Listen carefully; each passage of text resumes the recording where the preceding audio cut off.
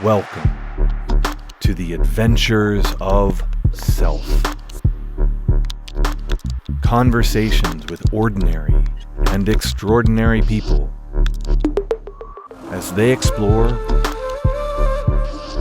what it means to be self-expressed. Come on in. Join the adventure.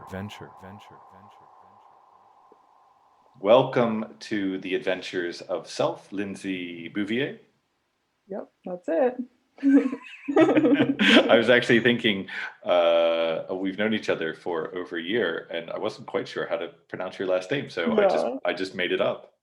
Yeah, but you did well. Fantastic. As we were talking before we get started, I won't ask you to introduce yourself. No, I can. We'll just unpack things as it goes, because there is something, quite constricting about saying, okay, well, we're going to be talking for the next hour, so why don't you take 10 to 30 seconds to just tell us exactly who you are from start to finish. Yeah. I think what we'll do is we'll get into, because it ties into, I think, what we want to talk about today, which is story, right? And you are very interested in how we present, or how somebody presents the story of themselves. That's how we met, was through marketing and really a branding course that I was taking in my own brand. hmm That's right. Yeah. Yeah. That's a big part of like what I do. As we were talking about earlier, I am a kind of labeled like a brand coach. If you kind of like, talk about my like leading label, which I know a lot of people can have a hard time with, kind of like, well, what to call themselves when their work can be holistic and include a lot of different things, a lot of different aspects. And when we're talking about specifically personal branding, I think we've got so many different kind of parts to us. And we were talking earlier, just before we jumped onto the recording, about those different sides of like who we are and who we're not, and how we really sort of get those distinctions and put ourselves and our story and our true story out into the world, and what that really looks like. So that's what I'm really interested in on deeper level, is really people, individuals, creative individuals stepping into their truth and being able to get that for themselves and channel it into their brands and their businesses in a way that feels good, that flows, that's authentic to them, and kind of break through the myths of branding being about the surface level stuff, around, yes, a big part of my background is actually in visual design, but I really like to break through the myth and the sort of perception that branding's about logos, color palettes, and fonts. That's about 2% of it. Like, you've taken my branding course and kind of may have gotten some of that. Like, it is an aspect of it that we touch on, but it goes so much deeper. And when I think you get to those deeper layers of the brand and kind of back it up, kind of don't try to put the cart before the horse, you can be more centered in who you are and more comfortable putting yourself kind of out there from that place. So Yeah, and I think I'd like to maybe just start with concept of branding, because my background, my understanding of branding was looking at advertisements by whoever the organization was, the corporation was, the commercials that they're putting out, the print ads they have, the logos they have, all that you're saying. And it had I had an assumption that a brand was there to sell something. And one of the things that we looked at in the workshop, of course, that you ran, was around branding as a story, and that particularly for people like myself, like yourself, who we're our own bosses, we run our own businesses.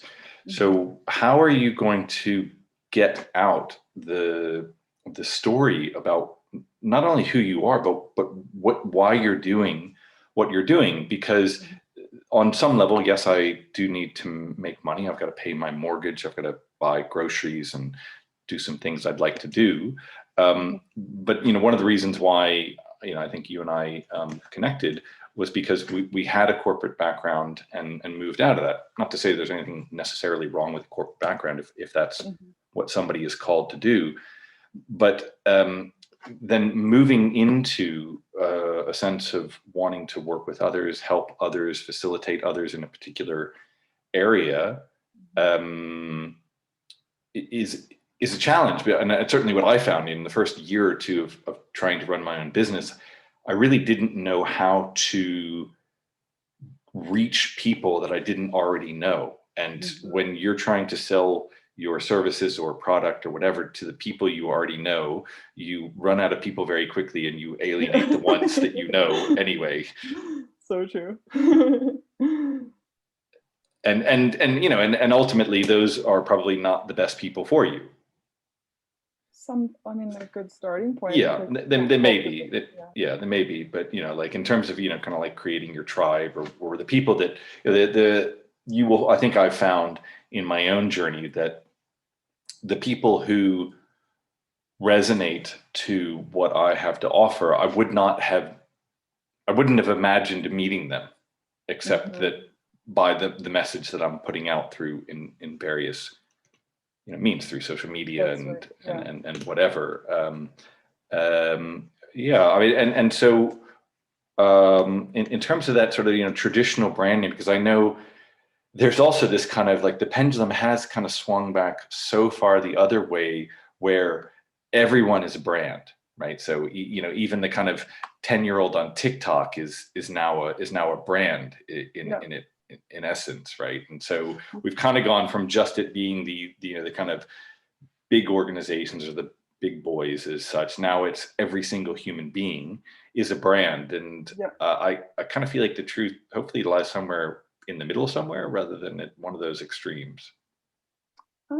I mean, I guess it's just like a perspective too. And like, I know that like I almost get like annoyed by the word brand at times. Maybe it's just like in my world so much. And I was just like, God, it's like talk about branding, think about branding, work with people on branding. I'm just like over the word branding. Like, are we actually brands? Like, are we human fucking beings, And I think that, like there is this element of, and you've probably heard me say this before, like in the program that you went through, but I think that, we're all, if we take that on, if you want to take that on as like a truth or an opportunity to look at ourselves and our brand, quote, air quotes or whatever, I think we're all brands. And if we look at it like, we already have a brand. It's sort of like that when we think about consciousness and unconsciousness, which I know kind of branches into some of the work that we've done, and maybe we can touch on a little bit more as we go along in this podcast.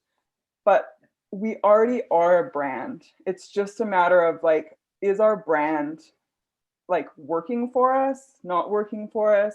Is it intentional? Are we clear on it? Are we not clear on it? Do we know what our brand is? Can we stand in it and be centered in it and really put that, like you said before, put that message out? Because you're saying like, I've gotten more clear. I'm putting that message out there of what my brand is. So you've claimed and chosen sort of your angle, your brand angle, and put it out there, right?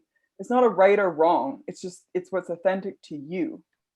And basically you're attracting now, you're creating an attraction model of people that are resonating with you. So it's starting to work more for you than maybe before when you may or may not, and I'd love for you to speak on it, perhaps, that you were maybe a little less clear. And I think another piece too is I'm not trying to send the message of you need to get so clear on your brand and then put yourself out there, because I really think there's a point of like, we get clear by getting in the mess and kind of putting ourselves out there and getting that creative feedback going for ourselves so we can really kind of own it. I definitely agree with that. And it's one of the things I'm grateful for you harping on. not in a bad it would have been that way. No, go ahead. Not in a bad way, but a reminder. It's like we all have our own excuse me, we all have our own specialty expertise, and you know, from I've talked to many other people, right? When you decide to go out and start your own business, if you Mm-hmm. choose to do that, all of a sudden you realize that there are about 4,000 different hats you have to wear. And Yeah. some of them you do well, and some of them you definitely do not do well, but you have to do them anyway, unless you can figure out and how to. I mean, through Fiverr and Upwork, I mean, there are a lot of opportunities to bring Mm-hmm. people in, but do you have the money? Do you have the time to That's it. instruct them? If it's a very small thing, there's a lot of balance in that. Mm-hmm. And I definitely was not clear on my message, my brand, and I think that I was aware that as a company, running a company, to provide services to somebody Mm-hmm. that needs branding as a message, right? To get out to people, whether that's on Facebook or LinkedIn or um, renting billboard space when people Mm-hmm. drive down the highway, or whatever it is, that in order to bring business in order to actually be of service to the people that you want to be of service to, you've got to let them know what you have to offer. And the what I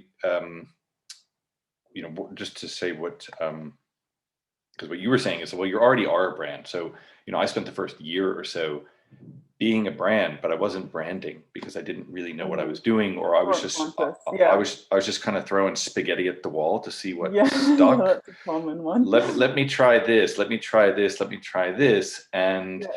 you spread yourself very thin and don't get a lot of results. Whereas the benefit of having, and it goes back to the story. It's like, well, but what story do you want to tell? It's not. I mean, I suppose I could say, this isn't my reason for doing it, but there are people who start businesses who say, I want to make $1 million this year, or whatever Mm-hmm. it is, right? 10 Mm-hmm. million, or I want to sell 500,000 widgets this year, right? And that's cool if that's your raison d'etre, like not for me to judge. But then that if that's your end result as such, then there is a particular way to go about that, a way to maximize and Mm-hmm. be true to that. If your why, or the thing that you're trying to do is about, for you, I don't know, helping people create an authentic story. For me, taking people on an adventure of self-expression and self-determination. Mm-hmm. Then for me to be effective at that, it's going to be that much more, or it's going to be that much better if there's a seamless story. If I can tell that well, if people say, okay, I know what this is about, and either I like it or I don't, Mm-hmm. right? And I Mm-hmm. resonate with it or I don't.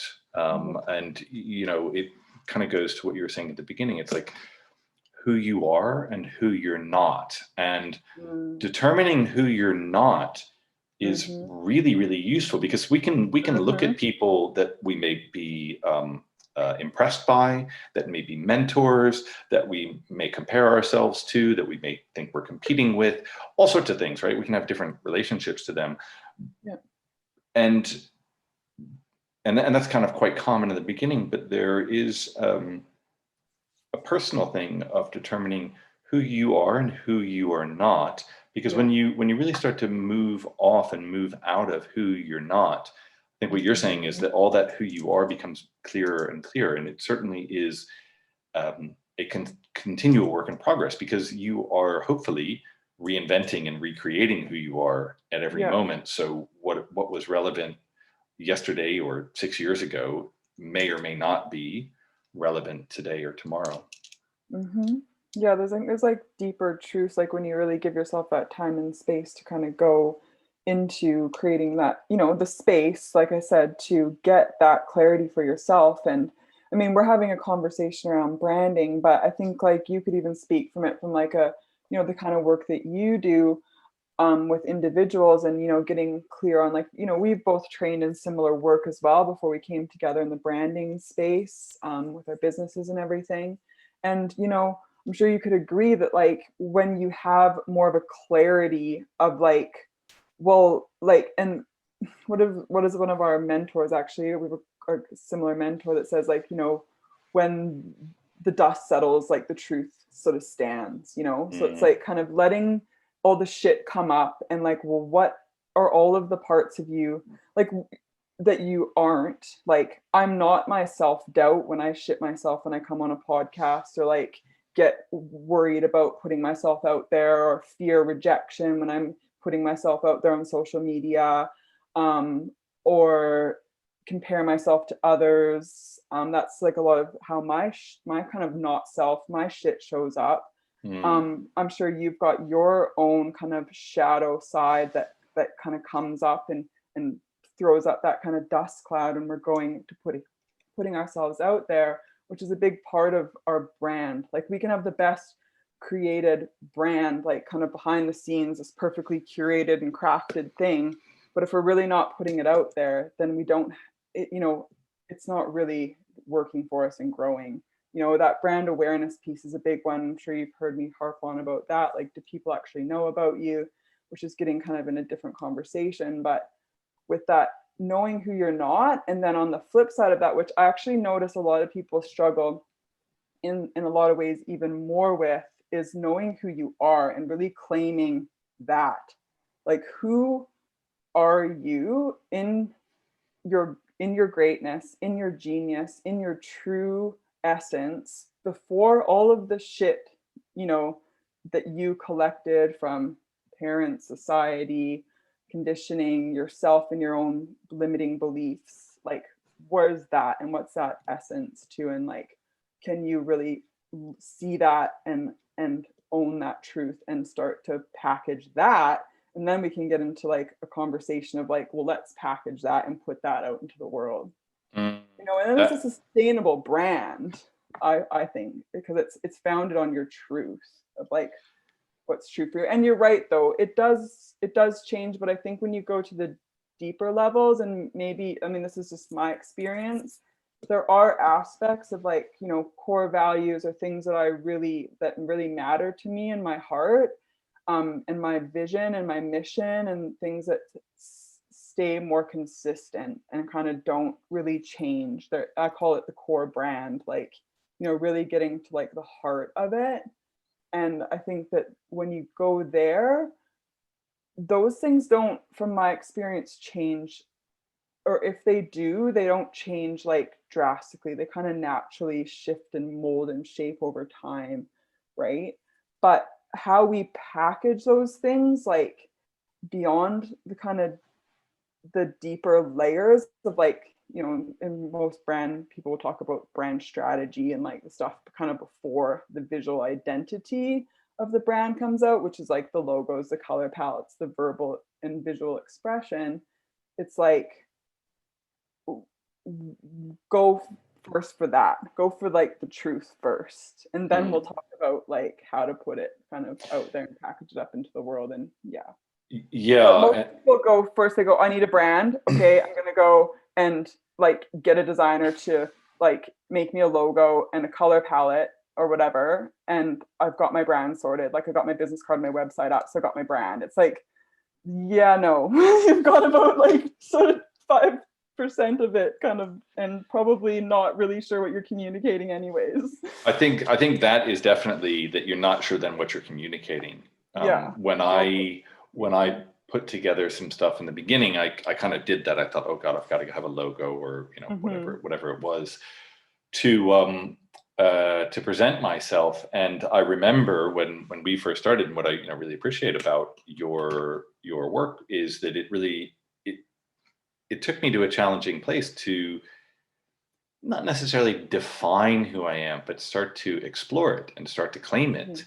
And it, you know, came in, I don't know, like day one, basically, or maybe we had an intro, and then sort of, you know, week one of the work was around, you know, what's your mission, what's your vision, right? And I know a lot of organizations, right? I've worked in corporations, I've worked in nonprofits, and, you know, we do vision and mission statements, but often the problem is that often they're sort of done and then put in a shelf and forgotten, rather than brought back every time you have a quarterly meeting, or every Monday meeting, you'd have every Monday morning meeting, right? You could be bringing those back and saying, right, this is our vision and mission, or is this what, this forms the basis for what we're going to be doing this Yeah, and week. lots of times they're created from like the rational mind, which is another opportunity to use, which we haven't really touched on this episode, so I'm kind of going on a curveball here, but like the intuition piece, which is the stuff that we've practiced together, and like what I've kind of brought into the branding space as well, is really going into how to go into those deeper levels. Well, one of the best things I've kind of found is through tapping into your own intuition and learning like structures on how to do that, and going for it from a deeper place, and not going at it from just a thinking about it, rational mind, kind of scraping the surface of the truth place. Yeah. And I think like that's, when you speak about getting real with who you are, who I am, or whatever, that, it's very challenging because we haven't often, not only have we not had the training necessarily to get there, we haven't had the exposure, we haven't had, say, the validation of it, and it's not for, I can come up with something for myself and then go to you and say, oh, Lindsay, this is what I get, is this who I am? And you might say, well, maybe not. Like, at the end of the day, it's not for you to say, right? But I may go to you as kind of she's the branding expert, I'll go with this thing, and present it, hoping that teacher says, oh, good, gold star, yes, you got it. But standing in that truth, really standing in the truth of who you are is quite something, because it goes to something, goes to, I think, what we were talking about at the beginning, right? Where the old concept of branding was, it had a understanding that it was manipulative, right? Like, oh, let's use image or words or something, and I'm sure it still does in lots of a lot of people think it's manipulative or gimmicky when they come to me, and when they learn about intuition training, which is something you had way prior to us coming together with branding, they start to be like, oh my God, it can be from this like true essence place. It can be from a place that feels good, that I can just flow with and like let evolve and like have fun with, like, because I've got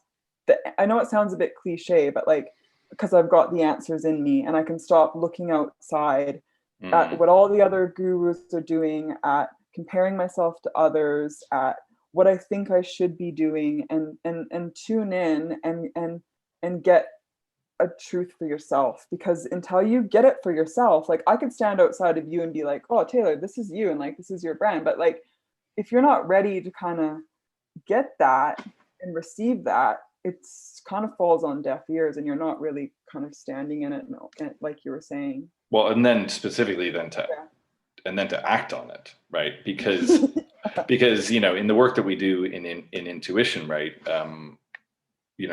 we may do things in groups of 3 or 4 where 2 or 3 other people are tuning in intuitively to what they get about your genius or your relationship, or whatever it is, your artwork, or whatever it is, whatever you want to look at, and reflect that back to you.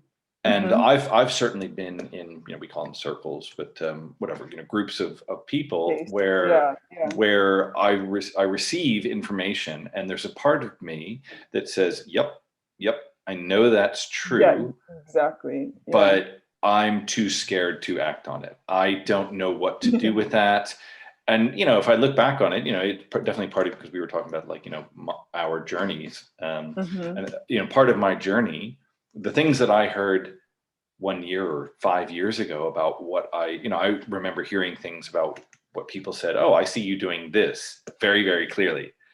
and I would, in my mind, sort of think, "Ooh, I don't know about that. That seems kind of scary. Like, yeah, that I'd kind of like to be doing that." I mean, there's a lot of stuff around men's work, Yeah, yeah, I remember that. in particular, and I just was kind of petrified of it. I didn't know what to do with it, Yeah. and so I just backed away from it, right? And even though I kept hearing the truth of it, Yeah.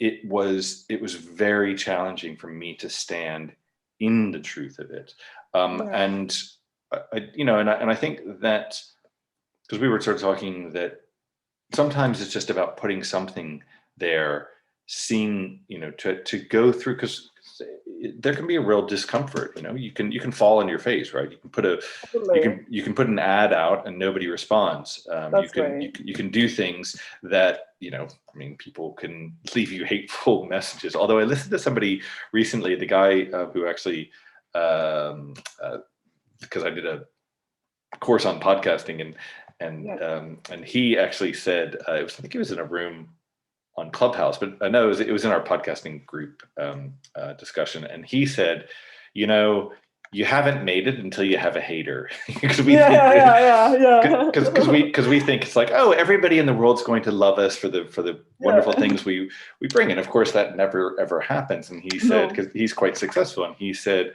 when you get your first hater, then I'll do a jig, I'll do a dance for Yeah. you, I'll sing a song and record it and send it to you, because then you're on your way to making it. That's right. But I do think that, to go to that, like, you have to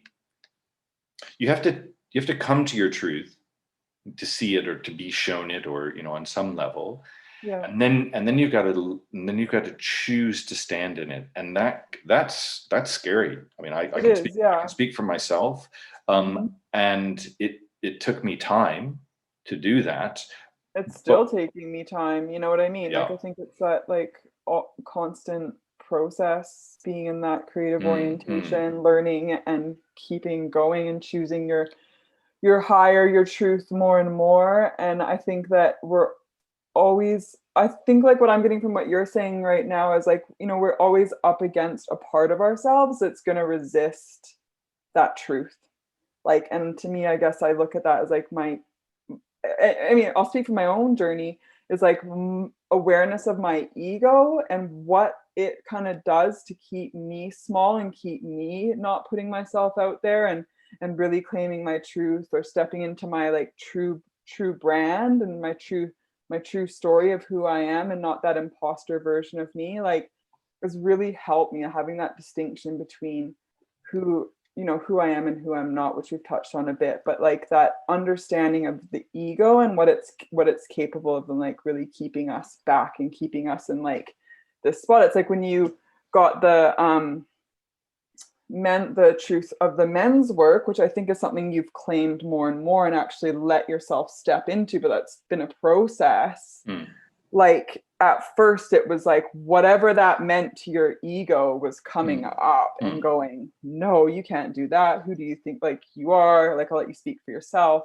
But for me, it's like when I really go for something that matters to me in my heart, and that's why I think it's important to go sort of straight for the heart of, like, the brand. And in my program, I go to, like, that core brand piece, is like, well, where's that part of you that really matters? Because when you go for that, yeah, your shit's gonna come up. And yeah, you can have the best branding structures or best kind of process out there. But if you can't manage that and still choose your truth, then you're still kind of stuck. Mm. Mine comes up just to be vulnerable, because I think that's a big part of it as well, is like sharing about, like, well, how does it come up? Because we're each individuals, and it comes up sort of differently, and massively in the form of self-doubt, self-questioning, fear of rejection, which definitely doesn't help with branding, because it's about a lot about putting yourself and your story and your truth out there. And if I'm constantly fearing rejection and letting that part of me have the power, well, guess what? I'm not putting myself out there at all, and I'm not, you know, really getting to do what I'd love. Yeah. Yeah, so that's been a big part of my journey, and something I still sort of struggle a part of me that I still struggle with, and that comes along for this journey of stepping more authentically into my truth and being able to kind of show up and tell my story. Yeah, claiming it. And what you and I think we're talking about before we got started recording is how that never goes away, right? No. There can be a misconception that Yeah. when you're when you're on the other side of, I don't know, running your own business or being the artist or the entrepreneur or, you know, whatever it is that your heart sings to do, Yeah. when you're on the other side of that, there can be this misconception that, oh, well, I have to, you know, overcome my fear, or I've got to overcome my self-doubt, and then I can become what I always Yeah. wanted to do, Yeah. and be. And you know what we're talking about, and you know, keys into what we know from the intuitive creative orientation is that never goes away. In fact, it just gets louder, Yeah. which No. is sort of the Tell me about it. which is sort of the annoying part, Yeah. because you know, once you take one step Mm. towards your heart's goals, there's a part of you that's like, oh, this is exciting, but your ego is screaming, we are marching closer and closer to our sure death. And Yeah. you know, Yeah. The death. Yeah. and you know, and it's like screaming in your ear, like, don't do this, Yeah. like Whoever step you are in your current form is gonna change, and we don't know what that's gonna look like. Stop now. Do not forge ahead. Yeah. um, yeah, and you know, I also, you know, I remember a particular story. A friend of mine who also does this work, and we were friends, and we're talking about something. And God, this is, I don't know, maybe 2 years ago, the first time I ever put a video out onto whatever it was, Facebook or Yeah. LinkedIn, to just offer my services. Oh my God, I was so nervous. I I probably, know. you know, recorded and deleted probably, you know, 15, 20 times Yeah. before just releasing like a 1 minute video. This wasn't like a Mm-hmm. 20-minute, you know, sort of Yeah. TED talk or something. It was a 1 minute, you know, video, Yeah. just staring into a camera on a computer. Yeah. And I released it. And my friend said to me, he, you know, he complimented me and said, well, and wanted to kind of praise that I had done something. And he said, oh, I saw your video. It was really, really good to see you put yourself out there. And I said, oh, Yeah. and I said, thank you. Thanks. Really appreciate that.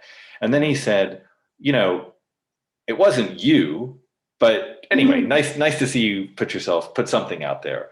Yeah. And what he meant was that it wasn't the authentic Yeah. me, right? Which That I was is still what we- yeah. I was still in something like, well, if I'm going to put something out, it has to be perfect, and I've got Yeah. to say it exactly right, and I can't look like I'm making any mistakes.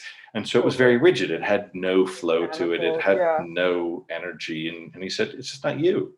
Yeah. Yeah, he's like, I have like almost an the exact story, so I'm not even mm, gonna bore the listeners with sort of telling it again, but I almost have the exact story of when I started kind of like show up on video and was just like so awkward and like didn't know like exactly what to say and like just you know, but I think we have to have those like kind of kind of humbling moments where we kind of go, okay, well, I did that, and what have I learned, and how can I kind of brush myself off and keep oh, going. and I didn't die. And I didn't die. Yeah, like back to the ego death. Like, oh wait, and I didn't die. So, Well, like, part of my yeah, ego, I may have had a small ego death, but I did not yeah, physically die. yeah, You that's know, right. Yeah, for me, I always feel like a lot of like sense of, you know, persecution, or, you know, something like the town is going to come surround itself around my, you know, I've got like two windows here. yeah, You can see they're going to surround themselves. I think we talked about this on like one of our calls, right? They're going to surround themselves, like come with pitchforks and mm-hmm. torches and like start chanting, like, you know, just because of something I posted on like Instagram or Yeah, something. yeah. It's like, It's well, funny. I get that's that. I find that one's quite common for men. I mean, I'm not trying to like box men in, but that kind of fear of being attacked or whatever is a common one for men. I find that I've worked with, anyways. yeah. Um, so interesting. But yeah, I guess that's the kind of stuff we're up against. So it's like, yeah, we can have, I love that we're kind of having a branding conversation and we're not even talking about like logos and color palettes. I'm like, yes, what I'm doing is working, you know, it's like, oh, yeah, that stuff's important, but this other stuff, this deeper stuff is really like the, you know, heart of it. And I well, I can't remember what I was going to say now, but yeah, it's really cool to kind of Well, that's have why this conversation. that's why I wanted Yeah. to have you on, right? Because I knew we would Yeah. have an interesting discussion. You know, it's around branding, but it's not the Oh ins yeah. and outs and the That's what I mechanics was of gonna it. say. Is like it's so much about like putting yourself out there. You know, it's like yeah, we can have these Mm, perfectly designed brands, but if we can't really put themselves out there, and a quick story is like before my current business, I actually had a boutique like branding design studio, and I would work with people and basically, you know, they'd invest a good amounts of money, like you know, $3,000 to $5,000 on branding packages, and we'd get this really beautifully looking brand, right, on the surface, and they would not put it out there. They wouldn't actually mm, launch the business. And I was like, morally, I started feeling like I can't do this. Like I can't take people's money and then have them not even use this thing that they've created, because why? What I got was they were fearful of actually putting themselves out there, and what working on hmm their visual branding, which like I've said hmm is about like 5% of it, was basically buying them time before they, you know, had to kind of really step out into the world and go, here, like this is me and this is what I stand for and what I'm all about, and would you like to take my offerings? And like hmm honestly, I've worked with people and I've never seen them launch because mm. they haven't had this other part of knowing how to work with and manage the inner kind of stuff, the inner realms, the inner stuff that comes up as we're kind of going for what we love and our heart and putting ourselves out there. Yeah, and I love, you know, how you bring that into the work that you do. And I remember talking about that at some point in the, you know, in the beginning or middle of the course that you were running around branding. And because there was a part of me that felt like one of the things I go through is, you know, feeling like I need to be that I need to be perfect. And Mm-hmm. of course, you're never gonna get there, right? And so, No. you know, done is better than perfect. You know, it's one of the other things you harped on, which is very helpful it because it got me to a point, right? I mean, it got me to a point, you know, I could sort of hear and be grateful for those words because it got me to a point to actually launch this podcast. Yeah. I wanted to perfect everything, and that Mm-hmm. was never going to happen. I mean, It's a it's huge not, piece. Yeah, it's a right. huge And piece. I just chose, you know, it's like I've done this work, consciousness, intuition, or Mm-hmm. creative consciousness, you know, Yeah. creating what you want in your life, that is a reflection of your true nature and purpose. And I Mm-hmm. knew on some level, I wasn't even sure how or why, but I just knew on some level that this podcast was a true thing to do. Now, I mean, Yeah. I may do it for the rest of my life. I may do it. This may be the last episode, and next week I say, "Oh, well, I'm done with that." Yeah. Yeah. I don't Just think have that's to the stay case. open. Yeah. Um, and you know, it goes to that, like I had enough training and chose and had enough support as well. I think that's the thing. It's like being in a structure with you, and you know, there were a couple of very close friends of mine Mm-hmm. in that structure as well, and having other you know, support structures to go to talk to people I that were very agree. close friends of mine who helped me either as my initial guests or who just supported me in the process to Mm-hmm. say, to really hold me to my own truth, right? And it Mm-hmm. goes to, you know, it's like we're not in this alone, and sometimes it can definitely feel like that, you know. And when we have our collective, our tribe, our, you know, our allies, our supports, right? When we have to go to that dark place, when we have to go to the places that we don't know, not that Mm-hmm. people are holding our hands, but there are people that are supporting us in often unknown ways, Yeah. to and so I guess it just goes to the point I wanted to make around this was that at some point you have to cross the threshold and say, I'm going to put something out there. I'm going to put this video out there, and it may or may not be go viral and have 2 million likes. Oh, It may have 0 likes and just be and a one couple of, haters. yeah, and a You couple. made it. If No, you're sorry. if you're lucky, you have a couple of haters on your first video. Yeah. Um, and yeah, just be one of 7 trillion posts that day that just didn't is gone forever. Yeah. And but going on that, because I think what you were talking about, it's like that the brand and who you are, right? It evolves because we're on a journey, we're on an adventure, right? It's a discovery. One of the things we say in the creative orientation is you learn to create by creating, and some of your That's creations it. are, and I'm sure, like I remember talking to you about this. I remember talking to your partner Brett about this, who's helped me with logo or graphic Visual branding, aspects. yeah. Yeah, Yeah. and how it was so alien to me.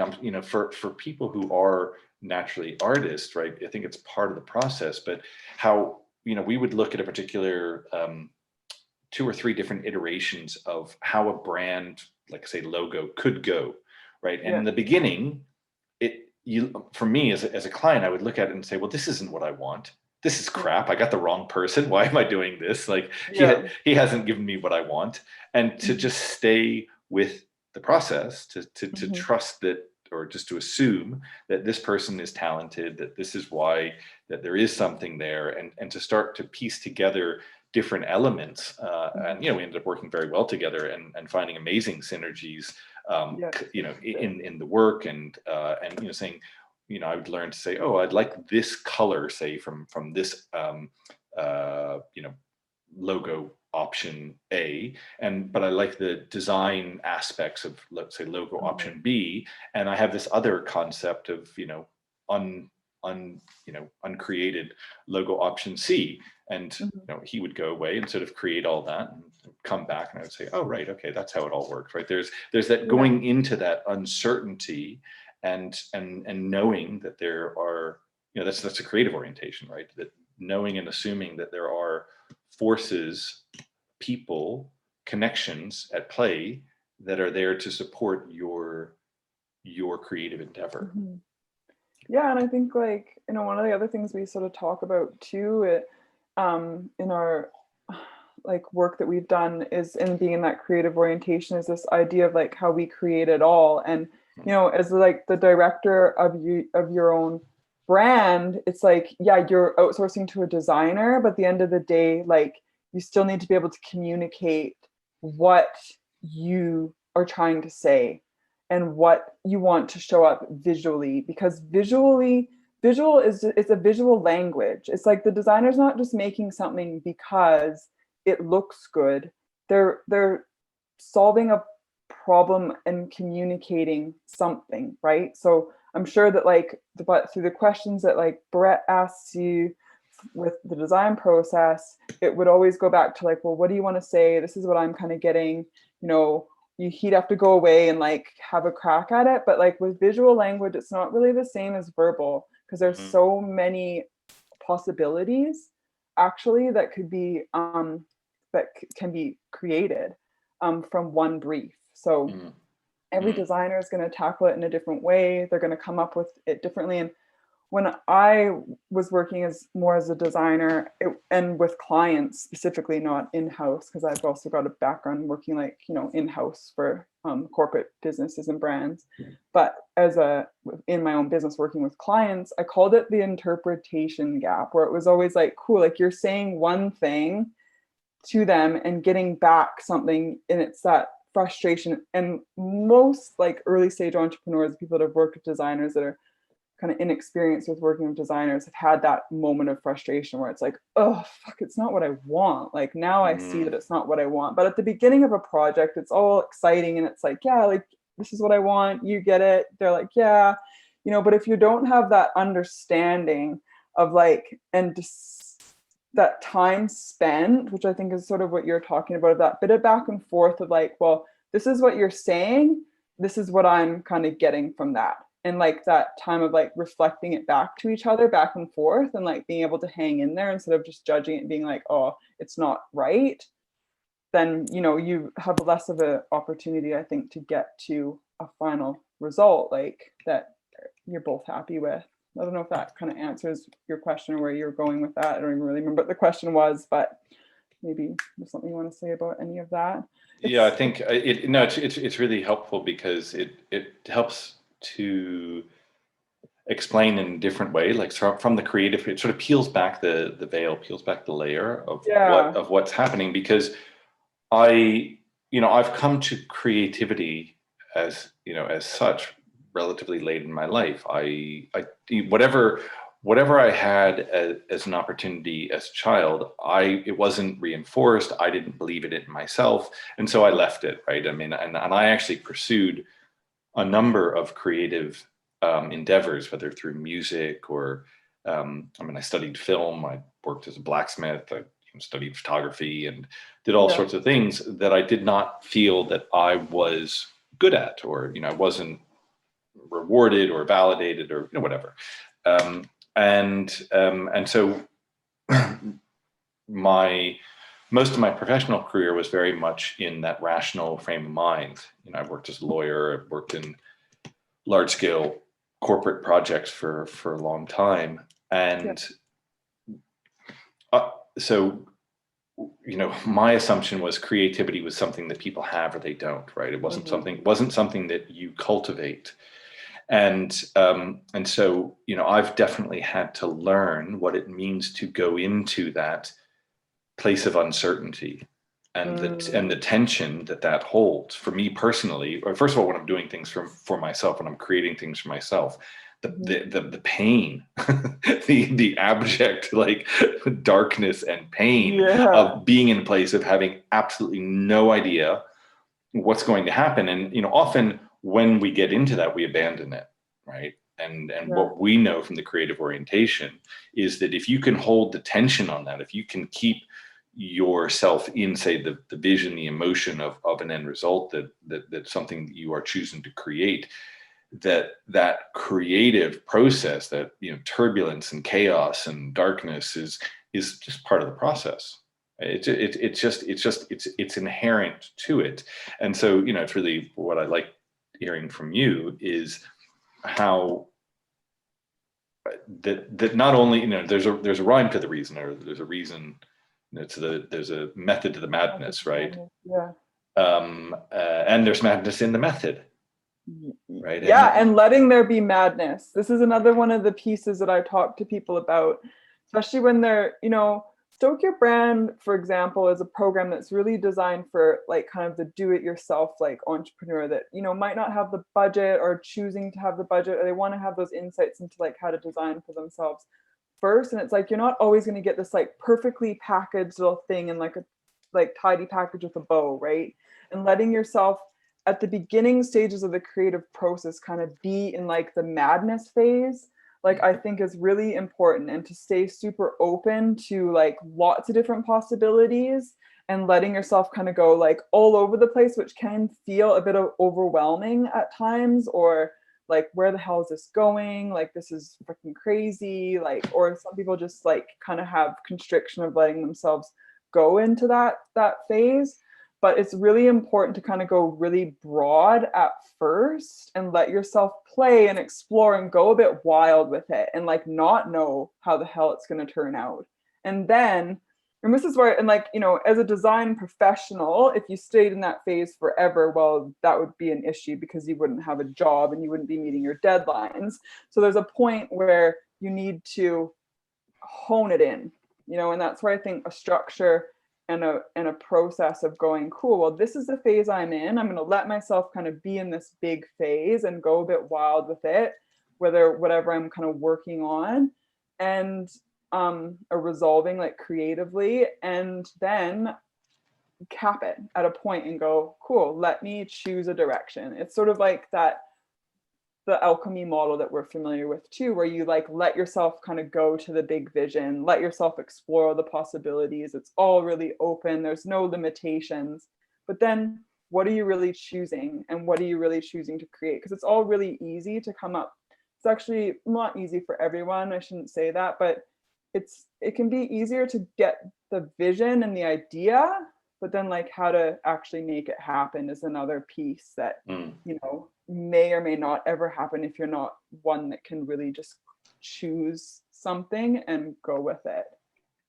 Yeah, I mean, it goes to what we were sort of saying, it's like, then you've got to stand in your truth, and you take action towards that. Now, I think in what you're talking about, like as a designer, right, often you've got budgets or deadlines that will not necessarily dictate, but certainly heavily influence the time that can be spent just sort of coming up with ideas and other things, and certainly running your own business has that as well.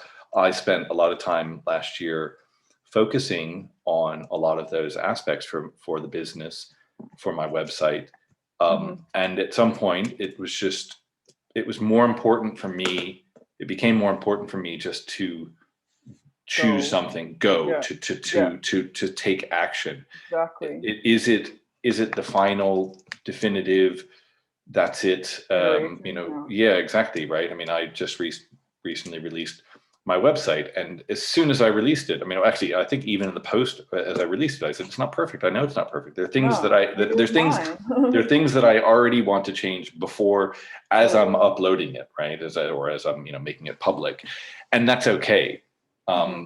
Because there's great learning in that, and I think what I because you mentioned it, because I think it's worth kind of starts to bring us back to where we started. The name of your program, Stoke Your Brand, right? And I know it's like something, because it goes to it's like it goes to how to be authentic. I remember one of the things you were talking about as we were getting to know each other, which I really impressed, and I took it on board for myself, is you put yourself out to a particular type of people. Like you said, right, it's for entrepreneurs that already have, they don't maybe not have massive budgets, but they're already kind of in a particular realm, and they want to just, they're kind of self-starters on a number they're of kind of things. sick of banging their head up against the wall, and they want like a structure to kind of go through. Because I think that there's a point where I invest in outside support even with my brand and my marketing, because I'm just like, I can't just like get it all for myself. Like you get kind of stuck in your own head sometimes, right? Spinning your own wheels. And there was the kind of the energy behind stoke, right, like stoking the fires. There's something there, and to be stoked, right, it kind of has this kind of cheeky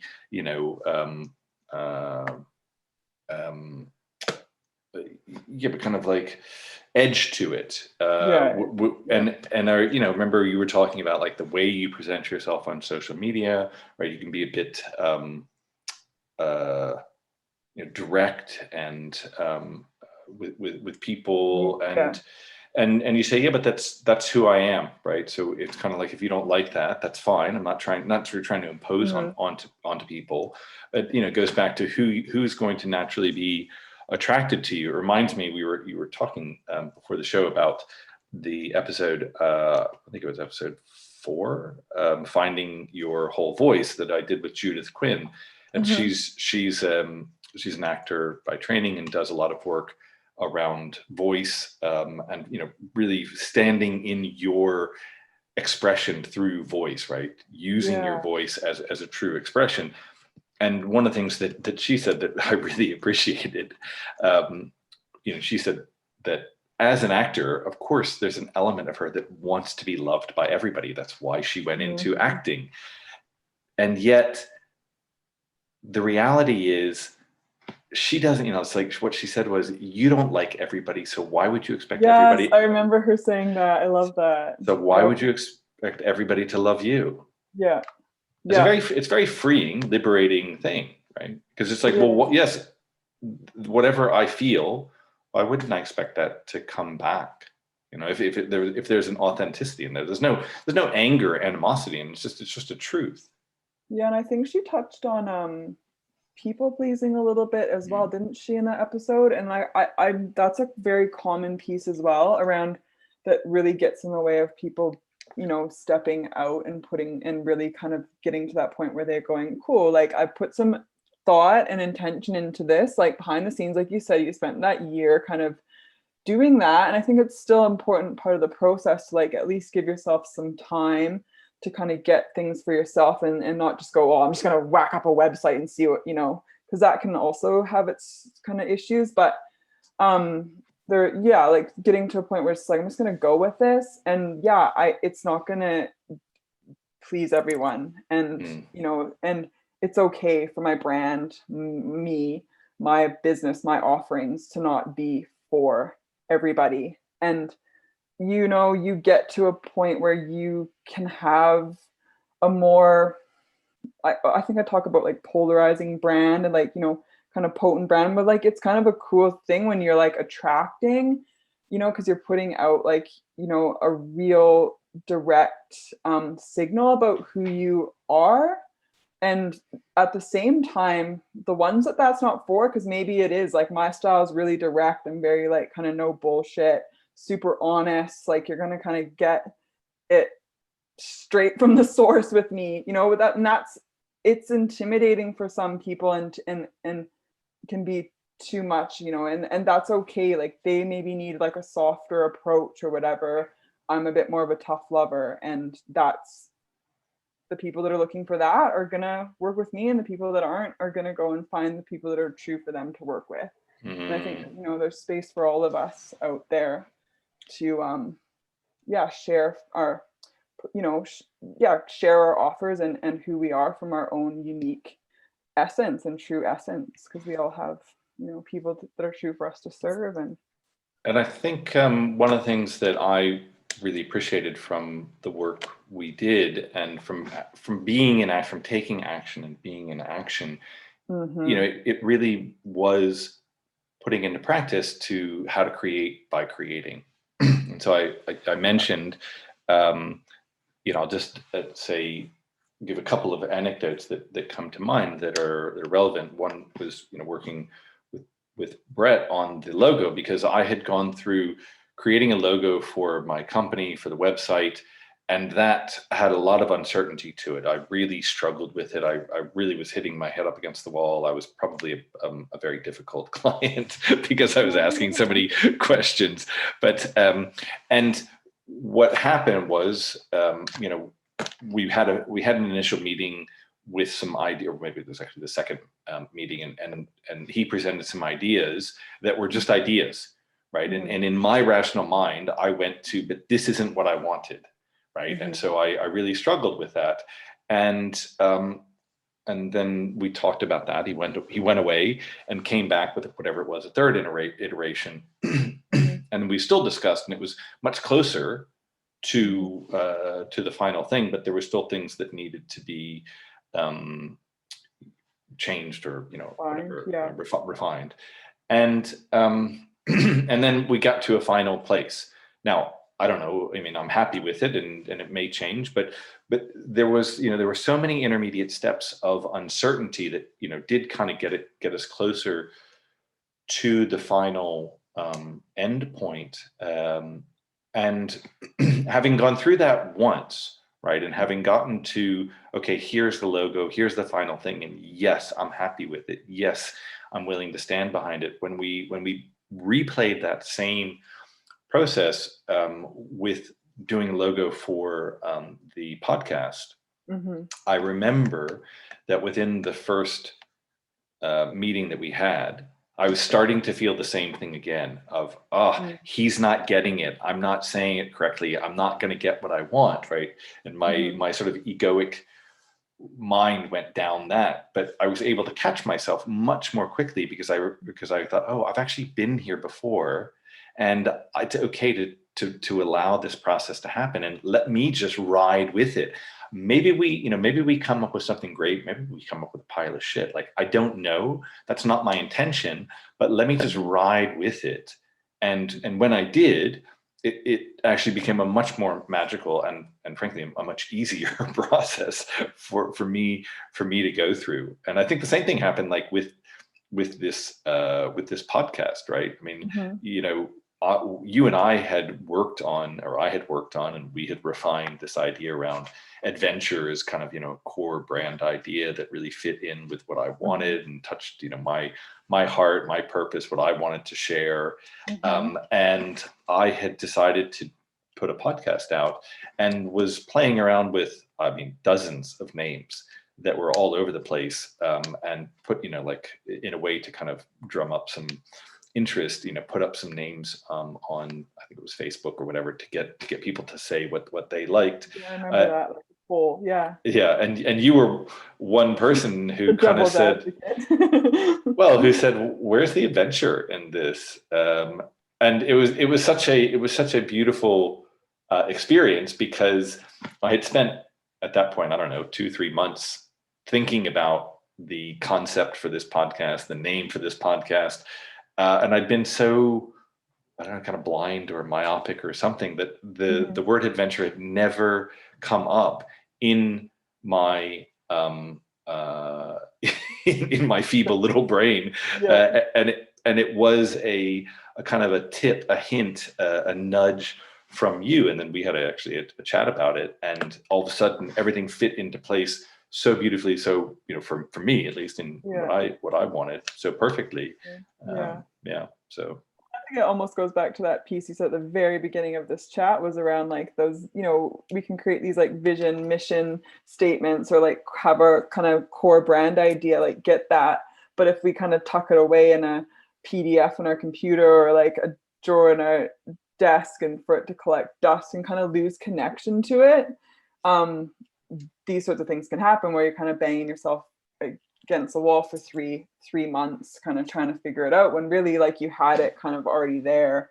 And to stay connected, to get it is one thing, and then to get it and stay connected to it, and what like your brand sort of standing for and all about, on a high level, is a different thing, right? Like and I lose connection to my brand a lot, and I kind of have to go back, and it's like that anchor point of like, what am I really trying to stand for and be about? And because it's not right or wrong, it's just like the angle I'm taking, and it's what's true for me. And we can lose connection to it, and sometimes the writing can just be like on the wall, or like the answer's like within or right there. But yeah, we kind of, I think that just that sense of losing connection, because it's already there, right? Yeah, exactly. And we may, I've kind of been thinking about this, and so we may actually get to a point where we have realized or stepped into or created something from the magic, from the vision, and we've done that. But once one thing is done and created, when we start sort of the next project, we're kind of we think we're back at the starting point. Our ego kind of thinks we're back at the starting point from where we were a month or 6 years ago, or whatever it is, and we don't necessarily build off of where we just where we just completed something. That's right. And I think like the completion becomes a foundation for the next like creation. And I think it goes back to that, thing we've been saying about just getting out there, going with something, like giving time for that introspection, and like kind of thinking, or deeper truths to emerge. But at one point, there is a point where you just have to go with something, because you can stay in research and development, or research phase and ideation phase forever. Like everyone knows, and I can relate to the person that consumes so much information and then doesn't implement it, and doesn't actually like go with it. It's like there's a missing piece there, and you're really robbing yourself, I think, of that, what you're saying, that completion and the complete creative process, which has implementation in it. Otherwise you're not creating. If you're not creating, you said it best, like you create by creating. Like the only way to create is to actually like create. And if you're not producing anything, I really don't believe you're in the creative process. It's not complete. Well, certainly not in a high level intentional creative process. I mean, we talk about, you mentioned earlier, we create it all. So you're either creating from a sort of a dysfunctional, unconscious, limited perspective, or you're actually using your consciousness and your creative ability with intention and focus. That's right. Yeah, that's a good point. Which goes back to exactly what we touched on earlier about like the who you are and who you're not. Getting that distinction of like where you're kind of coming at things from. Hey. Yeah. Cool. We touched on a lot. I think so. Absolutely. Who knows what we talked about there? Hope everyone enjoyed. I never know what we discuss until I go back and listen. But I think that I have a sense that we followed a good arc there and came back full circle. So thank you, Lindsay, for coming on, and you somewhere down the road. Yeah, sounds good. Yeah, thanks, Taylor, for having me. It's been a really great chat. I've loved it. Cool. Good. Thanks for listening. If you like what you heard, go on, be adventurous. Click the subscribe button. And join us next week for a new adventure. Until then,